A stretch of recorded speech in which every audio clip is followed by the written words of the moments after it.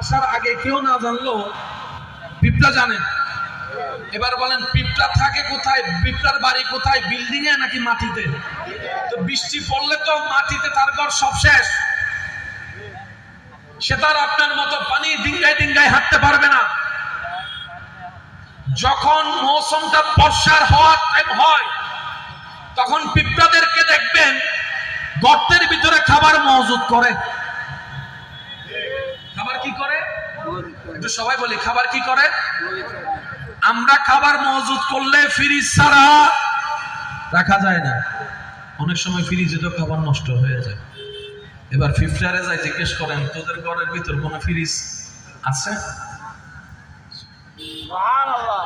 না? সুবহানাল্লাহ। আরেকখান আস্তে করে হন, আরেকখান আস্তে করে হন। সুবহানাল্লাহ। সাইয়ান নবীর ফল ফল উম্মতক কল আশিকের আওয়াজ একবার হন সুবহানাল্লাহ। মাশাআল্লাহ। একটু জোরে বলেন সুবহানাল্লাহ। পিঁপড়া মশাই ঘরে কি কোনো ফ্রিজার ব্যবস্থা আছে? যে ঘর এই তো ছোট্ট, ফ্রিজ ঢুকাবো কই? তো তোমরা কি করছো? সামনে বর্ষাকাল, বের হতে পারবো না নির্দিষ্ট সময়, আমরা খাবার মজুদ করছি, খাবার মজুদ করছি। তা আমরা তো আকাশের বাতাসের অবস্থা জানি আবহাওয়া অফিস থেকে। তোমাদের এখানে কি কোনো আবহাওয়া দপ্তর আছে? বলে যে নেই। তোমরা কি কখনো ভার্সিটি, ইউনিভার্সিটি, কলেজে পড়েছো? বলে যে সেটার ধারে কাছেও যায়নি। কিন্তু আমাদের একজন রব আছে। একটু জোরে। আমরা বেসাহারা বেওয়ারিশ নই, আমাদের একজন মালিক আছে,